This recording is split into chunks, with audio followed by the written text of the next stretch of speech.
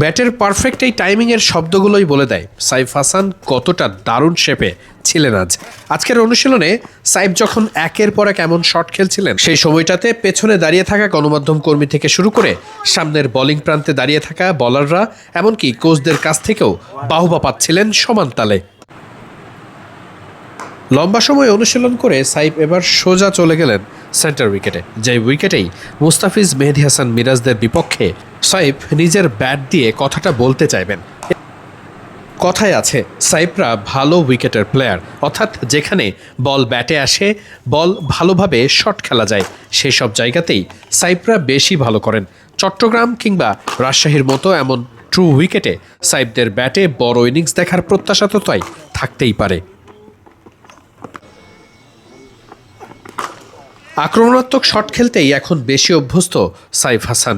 একেবারে পাওয়ার প্লের শুরুটা কাজে লাগিয়ে দলকে বড় ইনিংস এনে দেওয়ার জন্য বড় সামর্থ্যবান তিনি। ঠিক সে কারণেই সেন্ট্রাল জোনের বড় তারকা সাইফের দিকেই নিশ্চয়ই সবার নজর থাকবে। তার পাশাপাশি ওয়ানডে দলে সাইফ নিজের জায়গাটা আরও পোক্ত করার কাজটা নিশ্চয়ই করতে পারবেন এবারের বিসিএলে।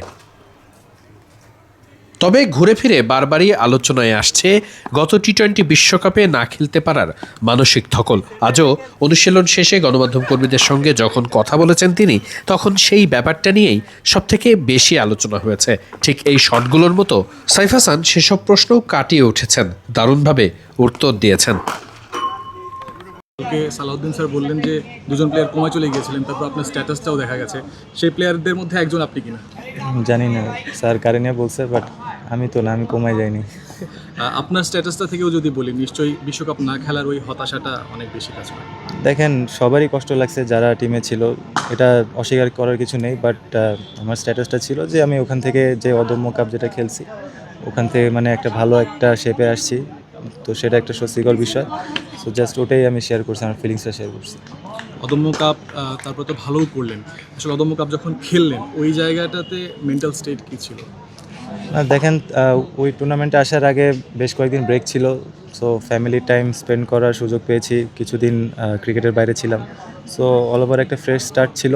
সো ওখানে ভালো হয়েছে আলহামদুলিল্লাহ, আর চেষ্টা থাকবে জিনিসটা ক্যারি করার। ভাইয়া, বিশ্বকাপ কি দেখেছেন কি না? বিশ্বকাপ চলাকালীন ঘরোয়া টুর্নামেন্ট খেলার জন্য নিজেকে কিভাবে মোটিভেট করছেন? সত্যি কথা, টু বি অনেস্ট, বিশ্বকাপে কোনো ম্যাচ দেখি নাই। আর নিজেকে ওইভাবে মোটিভেট করার চেষ্টা করছি যে একটা যেহেতু গেছে, এখন চেষ্টা থাকবে সামনে যে সিরিজগুলো আছে যদি সুযোগ পায় অবশ্যই নিজেকে মেলে ধরার আর নিজেকে একটা ভালো শেপে আনার।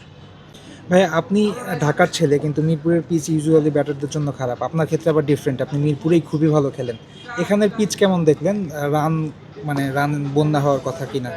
আমার মনে হয় মিরপুরে উইকেট যে খুব খারাপ হয় তা না, আপনার নাইট ম্যাচগুলো সবসময় উইকেট ভালো থাকে, যখন ডিউ ফ্যাক্টর থাকে তখনও ভালো থাকে। আর ডিপেন্ড করে আসলে, এক এক দিনে এক এক রকম থাকে। আর আমরা জানি রাজশাহীর উইকেট সবসময় ভালো থাকে, বগুড়া ভালো উইকেট থাকে। সো আমার মনে হয় এটা ডিপেন্ড করে আসলে কোন ডেতে কেমন থাকে, এটা অ্যাডজাস্ট করাটা খুব ইম্পর্টেন্ট।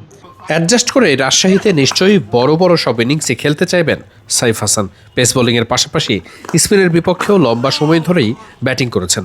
দুর্দান্তভাবেই সাইফের অনুশীলনের এই ব্যাটের ছক্কাচারগুলো নিশ্চিত করেই মাঠের ক্রিকেটেও প্রতিফলিত হোক।